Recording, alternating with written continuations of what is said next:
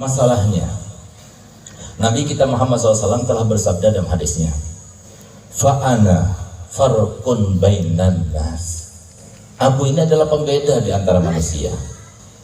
Nabi kita Muhammad merupakan sebuah pembeda di antara manusia. Siapapun di antara kita yang mengikuti jejak Nabi kita Muhammad SAW dalam kesehariannya, dalam aktivitasnya, dalam ibadahnya, dalam tutur katanya, dalam segala-galanya, maka dia akan mendapatkan kemuliaan seperti yang didapatkan oleh Nabi daripada Allah SWT. Itulah maksud daripada firman Allah SWT dalam Al-Quran, laqad kana lakum fi rasulillahi uswatun hasanah. Sungguh di dalam diri Nabi kalian itu adalah uswah. Uswah itu bukan semua artinya itu tauladan, tidak. Tapi arti daripada uswah di sini diartikan juga oleh para mufassirin sebagai barometer.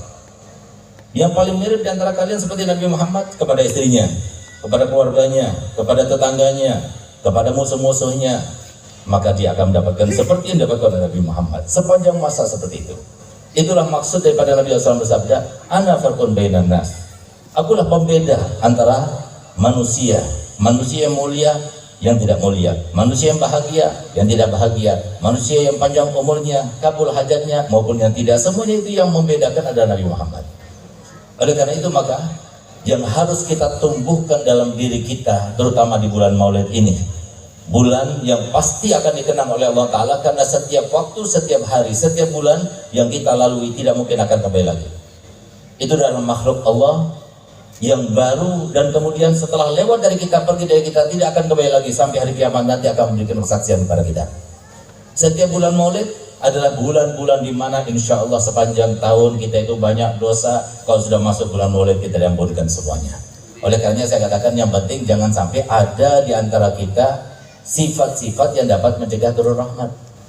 Tapi kalau sudah ada di dalam diri kita sifat-sifat yang dapat mencegah turunnya rahmat Allah, maka jangan salahkan nabinya.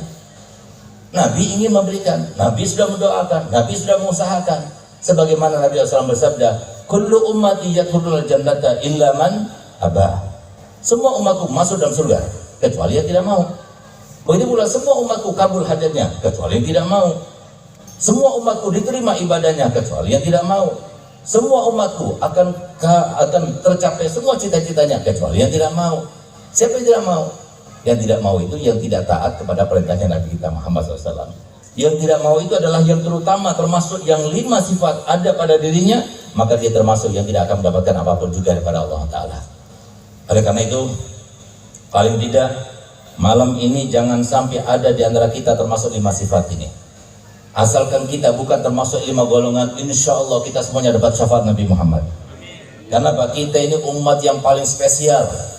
Tidak ada umat yang paling mulia seperti umat Nabi kita Muhammad. Walaupun kita tidak sholat, walaupun kita melaksanakan dosa yang besar, walaupun cuma bedanya kalau kita nggak sholat, kalau kita melanggar perintahnya Nabi, asalkan kita meninggal dalam keadaan la ilaha illallah Muhammad Rasulullah, pasti dapat syafaat Nabi Muhammad nanti di hari kiamat. Cuma bedanya kalau orang nggak sholat, orang yang bermaksiat, hidupnya itu susah di dunia. Tinggal kita pilih mau hidup susah atau mau hidup senang di dunia. Karena mohon maaf, hidup di dunia itu orang soleh nggak orang soleh pasti hidupnya itu nggak enak. Kenapa? Di dunia. Karena dunia itu sebagaimana kata Imam Hasan Basri, kama antu fid dunya fa idza hiya daru hammin wa ghammin wa fitnatin wa bala'in wa ma siwa dzalika falahdatun ta'ud. Aku perhatikan dunia ini. Ternyata dunia itu isinya adalah rumah kesempekan, rumah kesusahan, rumah kesedihan, rumah masalah, rumah yang namanya segala macam musibah itu di dunia. Kalau seumpama ada yang bukan seperti itu bunyinya, itu cuma sebentar, entar lagi balik lagi ke situ. Artinya orang soleh dicoba, orang nggak soleh juga tidak coba. Cuma beda kan? Orang soleh dicoba, tapi dia menikmatinya. Orang yang tidak soleh dicoba oleh Allah Ta'ala untuk pelebur dosanya, tapi dia tidak menikmatinya. Itulah respon yang membedakan. Sehingga kalau kita itu terkena musibah atau pencobaan, itu rahmat Allah sebetulnya yang terjadi pada kita. Cuma rahmat Allah itu kan kembali kepada kita dengan kategori 2. Yang pertama menghapuskan dosa, yang kedua mengangkat derajat kita. Semua musibah yang terjadi pada kita, kalau enggak menghapuskan dosa, yang mengangkat derajat kita. Semuanya baik. Cuma kalau kita itu dihapuskan dosanya, biasanya kita merasanya itu nggak enak. Tapi kalau kita itu diangkat derajatnya, walaupun kita sama cobaannya, ujiannya sama-sama ujiannya pada istri, sama-sama ujiannya pada keuangan misalnya, sama-sama ujiannya pada sakit, tapi orang yang diangkat derajatnya itu dia menikmatinya karena dia tahu itu datangnya daripada Allah. Itu bedanya. Yang ikut Nabi Muhammad 60 tahun, 70 tahun senang hidupnya. Tapi kalau nggak ikut Nabi Muhammad, nggak sholat, suka misu, suka bohong, suka riba, main riba dan sebagainya, maka hidupnya itu susah terus. Tapi asalkan meninggal dalam keadaan la ilaha illallah Muhammad Rasulullah, pasti dapat syafaat Nabi Muhammad. Itu keringanan untuk kita semuanya. Alhamdulillah, kita syukur menjadi umat Nabi Muhammad. Oleh karena itu, ayo kita hidup di dunia yang sebentar ini tapi dalam keadaan bahagia. Cuma ada dua pilihan, hidup 60 tahun, 70 tahun dalam keadaan nyaman, walaupun dicoba tapi nyaman hidupnya, ataupun hidup 60 tahun, 70 tahun sudah dicoba tapi tidak nyaman lagi hidupnya. Pilih yang mana Pak, Bu? Pilih yang kedua apa yang pertama? Pilih yang pertama, berarti hidupnya nyaman walaupun dicoba. Yang kedua, tidak nyaman dan juga dicoba. Nah, pastinya kita milih yang pertama. Kalau kita milih yang pertama, ayo hindarkan 5 sifat ini. Jangan salahkan Nabi Muhammad. Memang kita sebagai umat Nabi Muhammad, insya Allah umat Nabi Muhammad ini adalah ummatun marhumah, kata Nabi Muhammad SAW. Ummati ummatun marhumah, umatku adalah umat yang dirahmati. Walaupun gak sholat, walaupun, tapi rasakan sendiri nggak enaknya hidup. Walaupun dia main riba, walaupun, tapi takutnya dia mati su'ul khotimah. Asalkan dia itu meninggal dalam keadaan su'ul khotimah, insya Allah meninggalnya dalam keadaan dapat syafaatnya Nabi Muhammad. Kalau umatnya Nabi Muhammad, cuma masalahnya hidup mau enak atau tidak, nah, itu saja. Nah, oleh karena itu, ayo sama-sama kita laksanakan hidup di dunia tanpa ada satu daripada 5 sifat ini, insya Allah kita hidupnya senang. Apa itu 5 sifat yang dapat mencegah turunnya rahmat? Yang pertama, durhaka sama orang tua. Hati-hati. Sekarang sudah banyak anak yang durhaka kepada orang tua. Bahkan sekarang ini banyak suami takut kepada istri tapi tidak takut kepada orang tuanya. Ini sekarang zamannya. Bahkan penelitian terbaru mengatakan orang tua sekarang ini enggan untuk tinggal bersama anak laki-lakinya sebanyak 85%. Dan 15%-nya mau tinggal bersama anaknya asalkan anaknya perempuan. Kenapa? Karena kalau seumpama tinggal di rumah anak perempuannya, dia itu dihormati sama suaminya, ditakuti sama suaminya, sehingga dia itu tinggal di rumahnya seakan-akan dia itu ibu daripada permaisuri, daripada ratu, dihormati. Tapi kalau anaknya laki-laki, dia nggak betah. Kenapa? Karena dia bingung antara menghormati ibu dan takut pada istri, sehingga daripada ibunya itu sampai dalam keadaan kerepotan menjaga perasaan anaknya, akhirnya 85% orang tua nggak mau tinggal bersama anak laki-lakinya. Hati-hati, jangan sampai di sini ada yang semacam itu. Kalau ada yang semacam itu, lebih baik diceraikan istrinya, cari yang lainnya. Kenapa? Ibu itu penting, nggak ada yang lebih daripada ibu. Hati-hati ibu, apa bapak-bapak, hati-hati. Jangan sampai kita mendahulukan istri daripada ibu kita. Kalau sudah kita mendahulukan istri daripada ibu kita, maka ingat ceritanya sahabat Alqamah. Masih ingat tidak? Sahabat Alqamah itu adalah sahabat yang paling dekat dengan Nabi Muhammad. Nggak pernah meninggalkan sholat jamaah, selalu bersama Nabi Muhammad. Tapi subhanallah, ketika sakaratul maut, ketika disunnahkan untuk membaca talqin la ilaha illallah, la ilaha illallah, dengan harapan kalau dia mengucapkan la ilaha illallah lalu kemudian dia tidak berbicara lagi terkait dengan dunia sampai meninggal dunia, maka dia meninggal dunia langsung masuk ke dalam surga. Dan semoga kita termasuk semacam itu. Tapi herannya, sahabat ini setiap kali dibaca la ilaha illallah, dia terbata-bata, nggak bisa ngomong. Tapi setiap kali ditanya dengan pertanyaan terkait bukan dengan talqin la ilaha illallah, dia bisa menjawab. Sehingga bingung, datang kepada Nabi Muhammad. Beliau Rasulullah, sahabat kami sekarang dalam keadaan sakaratul maut, tapi dia sekarang ini ketika ditalqinkan dengan kalimat la ilaha illallah, dia tidak bisa mengucapkannya. Tapi ketika ditanya dan dimintai komentarnya terkait dengan hal yang lainnya, dia bisa berbicara. Maka kemudian kata Nabi Muhammad, ini pasti ada sesuatu yang menjadi sebab kenapa dia seperti itu. Cari tahu siapa orang paling dekat kepada dia. Didatangkan oleh sahabat Bilal. seseorang yang sangat tahu dengan Alqamah. Maka kemudian dia berkata, ya Rasulullah, kami tidak mengenal Alqamah kecuali baik. Dia selalu bersamamu, dia selalu hadir majelismu, dia selalu sholat jamaah bersamamu. Cuma satu saja kurangnya. Apa itu? Dia lebih mendahulukan istrinya ketimbang ibunya. Apa kata Muhammad? Inilah sebabnya. Kalau begitu, Bilal, pergilah ke tempat ibunya, suruh dia datang. Kalau dia nggak mau datang, aku akan datang kepadanya. Akhirnya Bilal berangkat ke rumah ibunya Alqamah dan disampaikan bahwa Nabi ingin berjumpa. Kalau kau tidak mau datang kepada Nabi, Nabi akan datang. Akhirnya ibunya yang datang kepada Nabi Muhammad. Begitu datang kepada Muhammad, maka dikatakan oleh Nabi Muhammad kepada ibu Alqamah, wahai ibu Alqamah, ketahuilah bahwasanya putramu sekarang dalam keadaan sakaratul maut, dan dia setiap ditalkin membaca la ilaha illallah dia tidak bisa membacanya. Itu karena sebab dia durhaka kepadamu. Maafkan dia. Apa kata ibu Alqamah? Tidak ya Rasulullah, aku terlanjur sakit ya Rasulullah. Aku sampai diusirnya dari rumahnya karena dia mendahulukan istrinya ketimbang aku, ibunya yang melahirkannya. Kalau begitu, kata Nabi, wahai sahabat-sahabatku, ambil kayu bakar, kita akan bakar Alqamah. Sehingga apa? Kemudian mereka itu mengambil kayu bakar, ditumpuk di depannya Nabi. Tetap ibunya tidak akan memberikan maaf. Sampai kemudian ketika dibakar sebagian daripada kayu bakar itu, baru kemudian ibunya berkata, ya Rasulullah, apa yang kau lakukan dengan kayu bakar itu? Saya akan membakar Alqamah. Kalaupun dia tidak dibakar sekarang, dia pasti akan dibakar di dunia, di akhirat nanti, di neraka, karena durhaka pada kamu. Akhirnya ibu itu mengatakan, kalau begitu ya Rasulullah, aku maafkan. Di saat ibunya mengatakan, kalau begitu ya Rasulullah, aku maafkan, langsung Nabi memerintahkan Bilal, ya Bilal, pergilah ke rumahnya. Begitu dia sampai ke rumahnya, tepat di rumah Alqamah, dia mendengar asyhadu an la ilaha illallah wa asyhadu anna Muhammadar Rasulullah, lalu meninggal dunia. Di saat itulah kemudian Nabi SAW mengantar jenazahnya.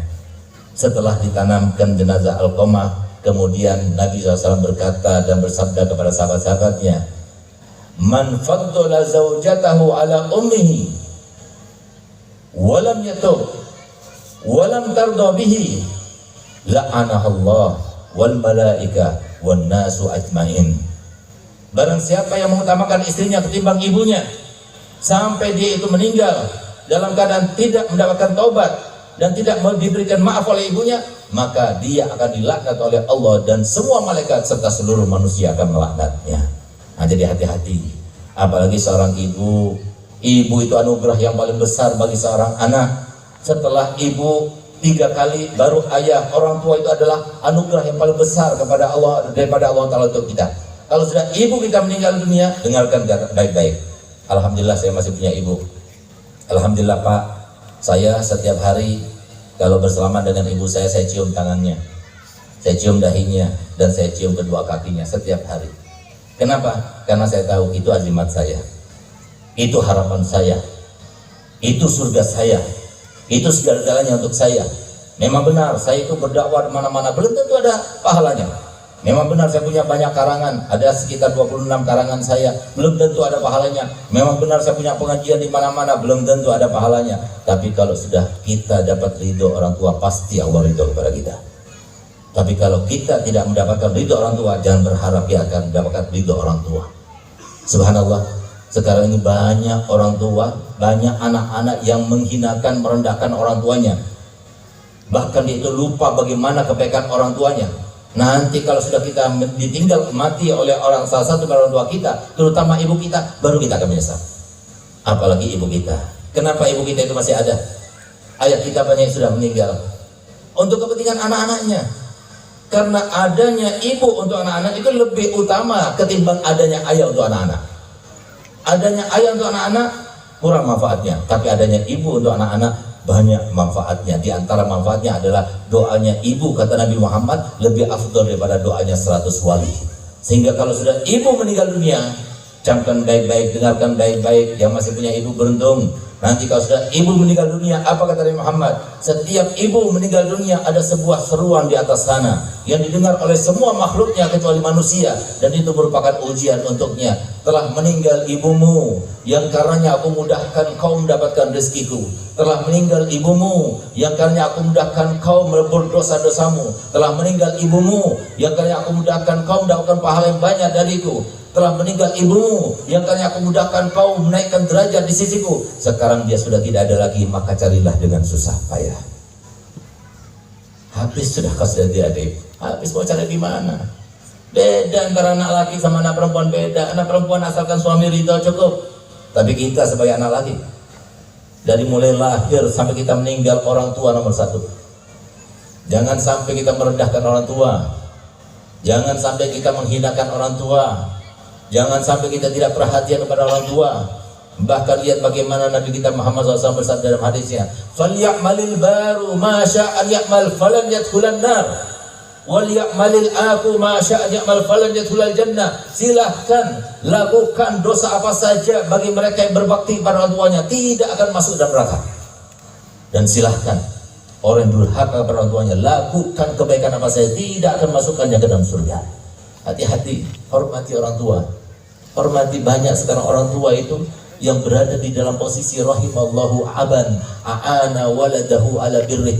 Semoga Allah merahmati orang tua yang dia itu menjaga anaknya supaya tidak kurang ajar kepadanya. Padahal dia itu sudah ngalah, padahal dia pura-pura nggak tahu, padahal dia tahu. Itu sakit hatinya. Orang tua semacam ini banyak di antara kita. Hati-hati, nggak bakal senang hidupnya. Bahkan Imam Hasan Basri beliau mengatakan, kalau kita itu ingin jadi sukses dunia dan akhirat, sukses dalam bidang apapun juga, jadilah bakti pada orang tua. Kalau kita menjadikan orang tua sebagai raja dan ratu, maka pasti kita dalam bidang apapun pasti kita akan menjadi orang sukses. Tapi kalau sudah kita kurang menghormati orang tua, jangan berharap kita akan menjadi orang yang sukses. Oleh karenanya, ayo, kesempatan yang masih punya orang tua, sayangi orang tua kita. Sayangi, jangan pernah kita punya sesuatu orang tua kita belum punya. Jangan kita haji dulu, umrah dulu, orang tua kita belum. Jangan, apalagi sampai kita itu mendahulukan istri daripada ibu kita. Jangan, walaupun ibu kita sudah peot, walaupun ibu kita sudah jelek, walaupun ibu kita sudah tua renta, tapi di situ ada ridhonya Allah Subhanahu wa taala. Imam Hasan Basri ketika ibunya meninggal dunia, beliau menangis sejadi-jadinya, sehingga orang dekat pada Imam Hasan Basri mengatakan, "Gal wahai Imam, engkau seorang yang diteladani, kenapa engkau menangis sampai sebegitu rupa?" Apa jawaban beliau? "Aku tidak menangis karena diriku, tapi aku menangis karena kesempatan yang besar yang sangat terbuka untukku sekarang sudah ditutup oleh Allah Subhanahu wa taala." Oleh karenanya, ayo bakti sama orang tua. Semoga tidak ada seorang pun di antara kita yang durhaka kepada orang tuanya. Pulang ke rumah masing-masing minta ridhonya orang tua. Setiap hari cium tangannya, cium kakinya, minta ridhonya. Berikan semua yang kita berikan pada orang tua, nggak bakal rugi, tapi diganti oleh Allah Taala berlipat-lipat. Tapi kalau kita sudah durhaka pada orang tua, jangan berharap tidak akan tenang hidupnya. Pasti nanti kalau paling sedikit balasannya, kata ulama, adalah nanti setelah dia besar, anaknya juga akan durhaka kepada orang tuanya itu. Naudzubillah. Kemudian yang kedua, istri yang durhaka pada suaminya. Hati-hati bu, ibu menjadi solihah bukan orang tua yang memerintahkan. Ibu menjadi solihah juga bukan mertua yang memerintahkan. Ibu menjadi solihah dituntut menjadi solihah juga bukan suami yang menuntutnya. Tapi ibu menjadi solihah Allah yang merintahkan, Rasulullah yang merintahkan. Kita masih ingat, Nabi SAW itu adalah Nabi yang tidak pernah menolak sebuah permintaan. Banyak sahabat Nabi yang datang kepada Nabi Muhammad, "Ya Rasulullah, nanti aku di akhirat aku berada di mana?" "Engkau berada di surga bersamaku." Datang lagi sahabat lain dikatakan demikian, ratusan sahabat. Lalu ada sahabat perempuan yang dia datang kepada Nabi Muhammad dan ingin menggunakan kesempatannya berdoa, minta doa kepada Nabi Muhammad biar dia itu bersama Nabi Muhammad. Maksudnya seperti itu, supaya dikatakan engkau bersamaku nanti di surga. Ketika perempuan itu berkata begitu pada Muhammad, apa jawaban Nabi Muhammad? "Apakah kau punya suami?" "Galia, jannatuki wa naruki fi yadi zawjiki." Surga dan nerakamu tergantung kepada suamimu. Artinya apa? Tergantung pada ridhonya. Jadi ibu, hati-hati ibu, jangan ibu punya anggapan seperti ini. "Iya beb, saya ini mau jadi solihah kalau suami saya sudah soleh. Saya mau jadi seperti Sayyidatul Khadijah kalau suaminya seperti Nabi Muhammad." Jangan bu. Tapi kita jadi solihah karena apa? Untuk kita sendiri. Kalau semua suami kita tidak soleh, biarkan dia yang masuk neraka, tapi kita masuk surga bersama Nabi Muhammad. Alhamdulillah, saya sangat bangga bu. Saya menjadi anak dari seorang ibu yang sangat mulia, istri yang solihah, yang saya nggak pernah melihat seorang istri solihah melebihi daripada ibu saya. Alhamdulillah, saya bersumpah di sini, wallahil adzim, Ibu saya masih ada dan semoga panjang umur, sehat walafiat. Bahkan Dalwa yang sekarang ini muridnya sudah 19.000, dari mulai MI sampai pasca sarjana, itu adalah sebab daripada seorang istri yang solihah, yaitu saya punya ibu sendiri, Al-Lubabah Al-Mukarramah Syarifah Khadijah binti Nabi Muhammad Al-Hindwan. Namanya Khadijah seperti neneknya Sayyidatuna Khadijah. Saya bersumpah wallahi alazim 27 tahun saya dari mulai kecil sampai abah saya meninggal dunia, 27 tahun ibu saya menemani ayah saya, nggak pernah berantem sekalipun, nggak pernah. Marah sekalipun kepada suaminya, kepada ayah saya nggak pernah. Minta sekalipun nggak pernah. Membantah apalagi nggak pernah. Ibu saya alhamdulillah 3 hari hatam Quran, 3 hari hatam Quran. Sehingga pantas kalau anak-anaknya itu soleh-soleh seperti tadi ya. Saya punya adik Habib Ali Baharun, Habib Zain Baharun, saya punya adik perempuan suka sering bermimpi Rasulullah SAW. Semuanya soleh-soleh karena apa? Ibunya soleh. Yang kurang soleh saya sendiri yang kurang soleh. Tapi alhamdulillah berkat seorang istri yang solehah. Jadi alhamdulillah dimuliakan. Bahkan baru-baru ini ada sebuah kejadian yang sangat aneh. Apa itu? Ada seseorang di Banjarmasin, Kalimantan Selatan. Dia itu bermimpi melihat 2 orang wanita yang sangat cantik berpakaian putih. Akhirnya ketika dia itu melihat wanita cantik itu berdua, ditanya, siapa Anda? Saya Khadijah dan ini putriku Fatimah. Mau kemana Anda? Saya mau ke Dalwa. Saya ingin pergi ke anakku Khadijah karena pada hari ini esok anakku punya tamu datang dari Hadramut. Subhanallah, akhirnya dia bangun, dia ingat Dalwanya. Akhirnya dia pergi, beli tiket, berangkat dia. Padahal dia nggak tahu dengan ibu saya. Ternyata pas setelah sampai ke Dalwa, ternyata ibu saya pada hari itu sedang kedatangan Hubabah Nur, istri daripada Habib Umar bin Hafid. Coba lihat, dimuliakan oleh Allah Ta'ala. Ketika kami pertama kali masuk ke kota Aden bersama ayah kami dan ibu kami, kota Aden, di situ ada Habib Abu Bakar Adeni. Pertama kali kami datang. Subhanallah, begitu kami datang di sana, 3 hari kami diservis, disiapkan hotelnya, disiapkan makanannya. Ketika kami akan pulang, kami akan bayar, ternyata sudah dibayar. Sehingga kemudian kami penasaran siapa yang bayarnya. Ternyata yang bayarnya itu adalah salah satu daripada orang kaya di kota Aden itu bermimpi, Al-Habib Abu Bakar Adeni yang meninggal sudah 600 tahun yang lalu, yang kita ziarah itu. Besok ada tamuku datang dari Indonesia, namanya Hubabah Khadijah binti Habib Muhammad Al-Hindwan. Kalau dia datang semuanya dalam jamuanku. Sehingga orang kaya itu yang menyambut kita, yang menyiapkan semuanya itu karena perintah daripada Habib Bakar Adeni. Coba lihat. Kenapa? Karena kemuliaan seorang istri yang salihah. Oleh karenanya Bu, ayo jangan sampai kita durhaka kepada suami. Kalau kita durhaka pada suami, sholat kita nggak diterima, ngaji kita nggak diterima, semuanya nggak diterima. Ayo sama-sama kita cari ridhonya Allah melalui suami. Dan yang laki-laki cari ridhonya Allah melalui orang tua. Itu yang kedua. Yang ketiga, mereka yang memutuskan tali silaturahmi. Hati-hati, setan itu pinter Pak. Bagaimana caranya supaya kita tidak dapat ampunan daripada Allah? Bagaimana caranya supaya kita tidak dapat barokah daripada Allah? Bagaimana caranya kita keluar daripada majlis yang mulia ini dan gak dapat apa-apa? Gimana caranya? Jadi kita dimasukkan ke dalam 5 golongan ini. Jangan mau hidup di dunia sebentar. Kalau kita dizalimi oleh kerabat kita, biarkan dizalimi. Yang penting kita dapat ridha Allah. Bahkan Nabi Muhammad telah bersumpah. Di mana sumpahnya beliau sampaikan di dalam sabdanya, wallahi inilah uqsimu ala salasin, aku bersumpah terhadap 3 hal. Yang pertama, kata Nabi Muhammad, ma dulima abdun bimadlamatin fasabara 'alaiha illa wazadahu Allahu izzan wa rif'atan. Tidak ada seorang pun yang dizalimi oleh kerabat maupun yang lainnya lalu dia sabar, kecuali dia akan diangkat derajatnya, ditambah kemuliaannya oleh Allah. Dan dia akan sabar. Apalagi cuma masalah warisan, apalagi cuma masalah yang remeh. Yang penting kita tidak memutuskan silaturahmi. Tapi kalau sudah kita memutuskan silaturahmi, yang dikatakan Nabi Muhammad, salasun muta'alliqatun bi arsyir rahman, ada 3 hal yang bergelantungan dengan arsy Allah. Kalau 3 hal ini kemudian digoyang atau dicederai, maka arsy Allah akan digoyangnya dan tidak akan diam arsy Allah sampai Allah menurunkan azab kepada yang menggoyangnya itu.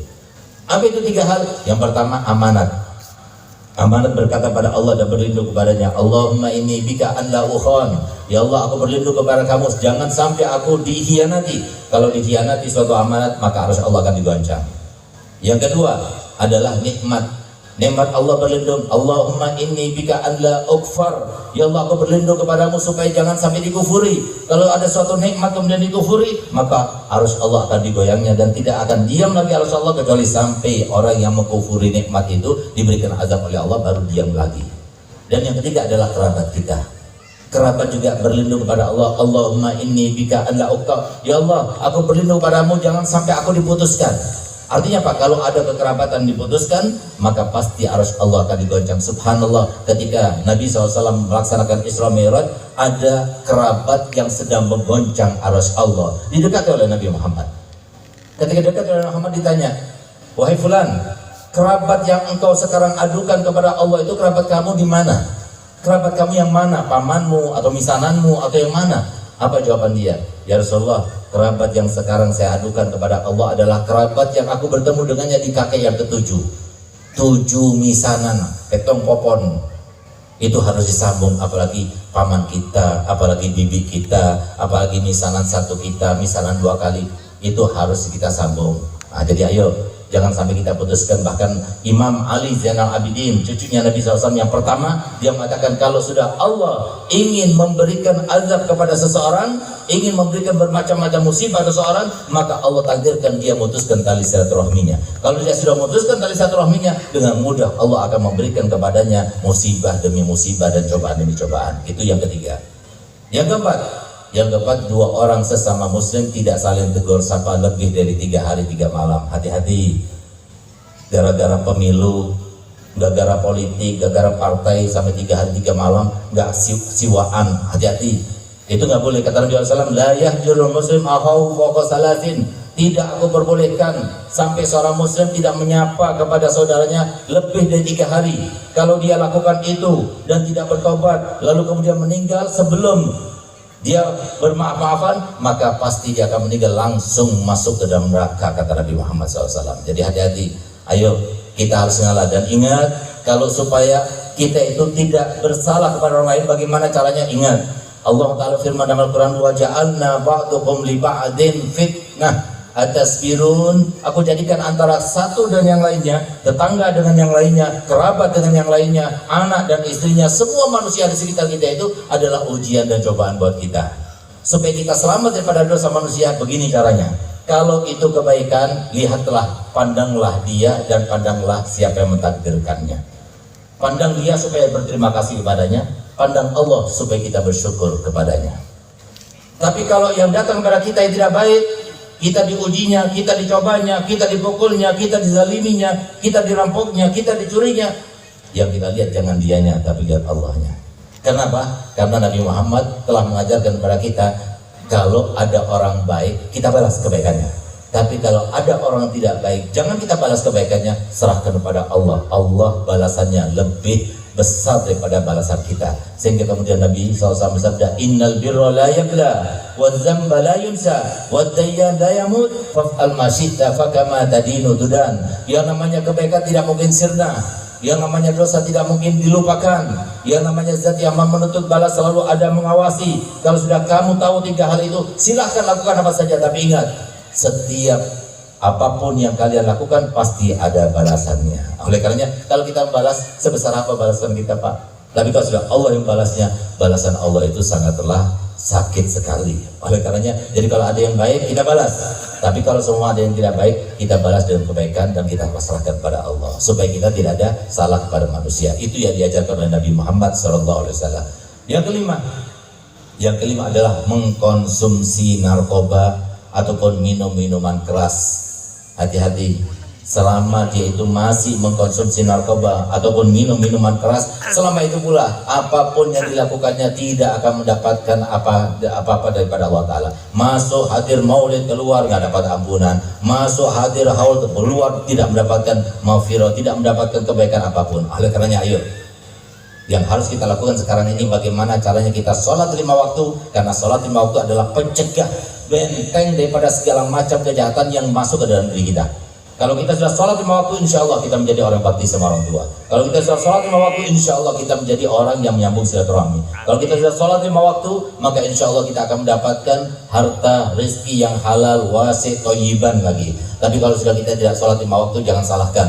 Kalau Allah kemudian mencoba kita, menegur kita, memberikan musibah kita, untuk apa? Supaya kita kembali ke jalan yang benar. Itu maksudnya, tujuannya. Oleh karenanya, ayo, kalau kita mau hidup enak, nyaman, walaupun dicoba dengan cobaan, walaupun dicoba dengan musibah tapi nyaman, caranya bagaimana? Ikuti Nabi Muhammad.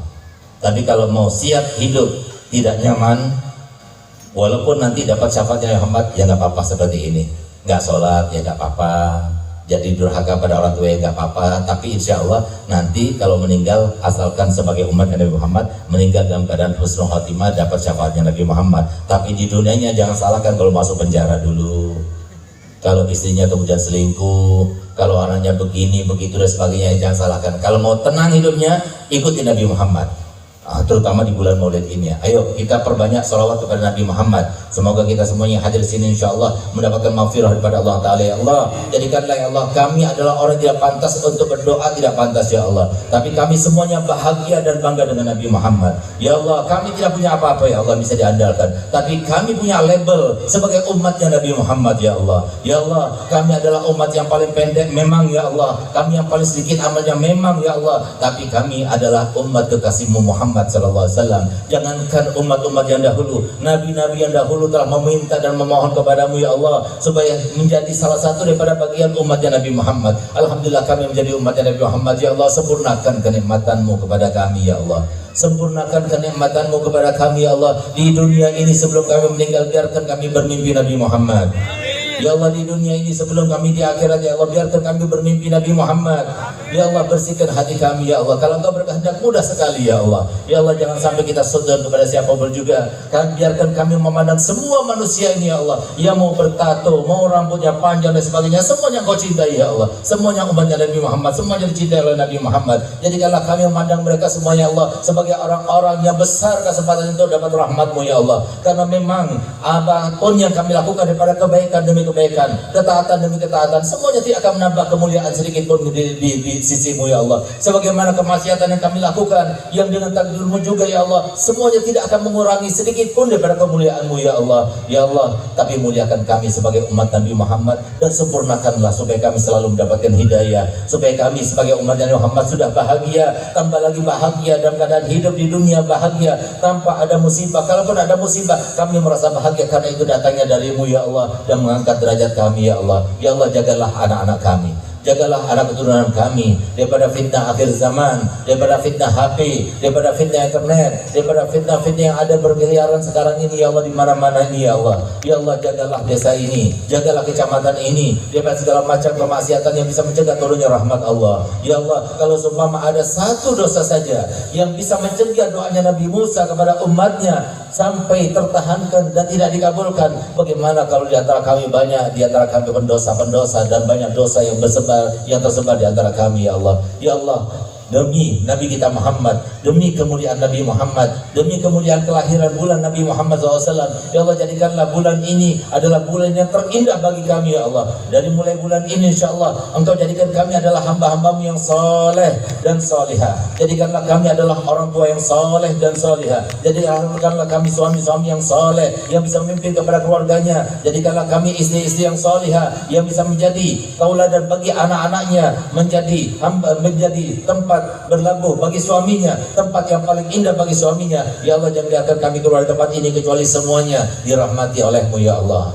diliputi dengan anugerah-Mu ya Allah, diliputi dengan ampunan-Mu ya Allah. Ya Allah, orang tua kami sudah meninggal dunia, demi kemuliaan majelis yang mulia ini ya Allah, ampunkan dosa-dosa mereka semuanya. Ya Allah, jadikanlah kubur mereka raudhatan min riyadil jannah. Itulah yang masih tersisa daripada apa yang bisa kami lakukan untuk mereka ya Allah. Ketika mereka hidup mungkin banyak di antara kami tidak bisa berbakti pada mereka, tapi setelah mereka meninggal masih kami bisa berbakti kepada mereka sebagaimana kekasih-Mu telah menyampaikan kepada kami dengan mendoakan mereka ya Allah. Kami berdoa untuk mereka ya Allah, ampunkan dosa-dosa mereka, luaskan makam mereka, jadikanlah kubur mereka raudhah min riyadil jannah ya Allah. Jadikanlah semua kejelekan yang mereka lakukan, gantilah ya Allah menjadi hasanat, sehingga mereka nanti dibangkitkan dalam keadaan sudah hampir tidak ada lagi dosanya dan menjadi orang yang berhak untuk bersanding dengan Nabi Muhammad Muhammad SAW. Ya Allah, jadikanlah kami termasuk yang yakin rezeki kami tidak akan kemana-mana, yang untuk kami sampai kepada kami, yang bukan untuk kami tidak akan sampai kepada kami.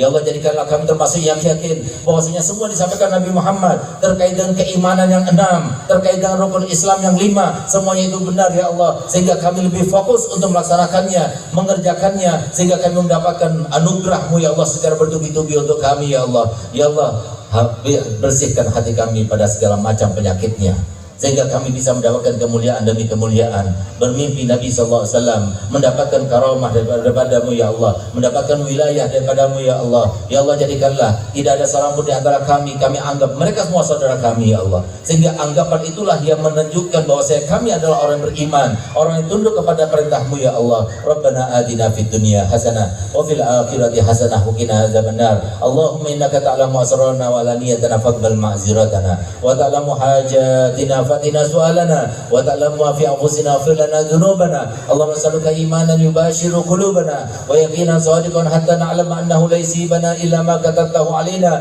waridha bima qasamtahu alaina ya dzal jalali ikram. Allahumma qdhi fi qulubina raja'ak wa rajana amman siwak hatta la narju ahadan ghairak. Allahumma tawfat anhu quwwatuna wa qasr anhu amaluna wa lam tantahi lirubatuna wa lam tablughu masalatuna wa lam yaj'al asinatina mimma atayta ahdan min awwalina wal akhirin min al-yaqin wa husna bi ya rabbal alamin. Rabbana atina fid dunya hasanah wa fil akhirati hasanah wa qina adzabannar. Wa sallallahu ala sayyidina Muhammadin wa ala alihi wasallam walhamdulillahi rabbil alamin. Sebelum saya tutup, saya berikan kenang-kenangan ijazah salat busyra. Salat busyra itu adalah salawat yang sangat luar biasa mujarrabnya, karena ini adalah salawatnya Nabi yang diajarkan kepada salah satu putra Abbas saya pada tahun 2016. Berarti tahun ini tahun ke-9 daripada mimpi salawat busyra itu. Ceritanya adalah pada tahun 2016, tepatnya pada malam Jumat, malam 10 Muharram, salah satu daripada putra Abbas saya bermimpi Nabi SAW. Subhanallah, ketika bangun dari mimpinya tepat jam 2 malam. Ketika bangun itu subhanallah, yang namanya bau gahru yang harum itu tersebar di kamarnya dan melekat di kamarnya sampai 3 hari 3 malam. Di dalam mimpinya itu Nabi SAW mengatakan kepada yang bermimpi, setelah ditalkinkan salawat itu satu kalimat demi satu kalimat sampai akhir, lalu kata Nabi Muhammad, yang baca salawat ini sebanyak 41 kali habis sholat subuh, sama seperti khasiatnya orang yang baca Yasin sebanyak 41 kali dalam mengabulkan hajat, memudahkan urusan, melapangkan segala kesulitan, menghindarkan diri daripada hal-hal yang menakutkan dan mengkhawatirkan. Mujarrab sekali. Orang kena kanker jadi sembuh, orang punya utang jadi cepat lunas, pokoknya luar biasa. Namanya saja salawat busyra. Salawat busyra itu salawat kabar gembira atau salawat kebahagiaan. Sebelum saya ijazahkan, saya bacakan, saya terjemahkan dulu. Bismillahirrahmanirrahim. Allahumma sholli wa sallim, ya Allah, haturkan salawat serta salam ala sayyidina Muhammadin, kepada junjungan kami Nabi Muhammad, sahibil busra, sumber dari segala macam kebahagiaan dan kabar gembira. Salatan, salawat yang aku baca ini ya Allah, maksudnya tujuannya tubasyiru Nabi, engkau bahagiakan kami, wa ahlana, dan semua keluarga kami, wa uladana, dan semua anak keturunan kami, wa jami'a masyaihina wa muallimina, dan semua guru-guru kami, wa talabatana wa talibatina, dan semua siswa serta siswi kami, min yaumina hadza, dari hari ini kau bahagiakan kami, ila yaumil akhirah, sampai hari akhirat nanti. Saya akan bacakan sekali, antum ikuti semuanya saya, lalu kemudian kita baca 5 kali dengan niat semoga kabul semua hajat kita. Dengan nada tibil qulub kita baca, karena 2 tahun yang lalu, sekitar 2 tahun yang lalu diimpikan Nabi SAW membacanya dengan nada tibil qulub, sehingga setelah diimpikan itu viral di mana-mana itu salawat busyra itu. Nah, jadi saya akan bacakan, ikuti, nanti kita akan baca 5 kali dengan niat semoga kabul semua hajat kita, diampuni semua dosa kita, diberikan kita harta yang banyak, halalan thayyiban, tapi tidak ada hisabnya di akhirat, dan semuanya meninggal dunia dalam keadaan husnul khatimah insyaallah. Dan kita minta pada Allah Ta'ala semoga kekeringan yang ada di Jawa Timur maupun di Indonesia semuanya diangkat dan cepat turun air hujan, tapi yang berkah untuk kita semuanya insyaallah. Bismillahirrahmanirrahim. Allahumma salli wa sallim ala sayyidina Muhammadin sahibil busyra, salatan tubashshiruna biha wa ahlana wa auladana wa jami'a masyayikhina wa muallimina wa talabatana wa talibatina min yaumina hadza ila yaumil akhirah. Bismillahirrahmanirrahim. Allahumma salli wa sallim ala sayyidina Muhammadin sahibil busyara salatan tubashiruna biha wa ahlana wa auladana wa jami'a masyayikhina wa muallimina wa talabatana wa talibatina min yawmina hadha ila yaumil akhirah. Allahumma salli wa sallim ala sayyidina Muhammadin sahibil busyara salatan tubashiruna biha wa ahlana wa auladana wa jami'a masyayikhina wa muallimina wa talabatana wa talibatina min yaumina hadha ila yaumil akhirah. Allahumma salli wa sallim ala sayyidina Muhammadin sahibil busyara salatan tubashiruna biha wa ahlana wa auladana wa jami'a masyayikhina wa muallimina wa talabatana wa talibatina min yaumina hadha ila yaumil akhirah. Allahumma salli wa sallim ala sayyidina Muhammadin sahibil busyara salatan tubashiruna biha wa ahlana wa auladana wa jami'a masyayikhina wa muallimina wa talabatana wa talibatina min yaumina hadha ila yaumil akhirah.